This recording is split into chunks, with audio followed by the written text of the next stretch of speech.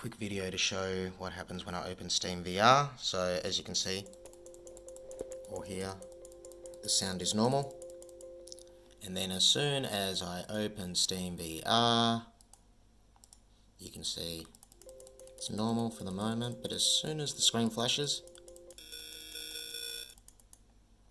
it changes to a horrible sound.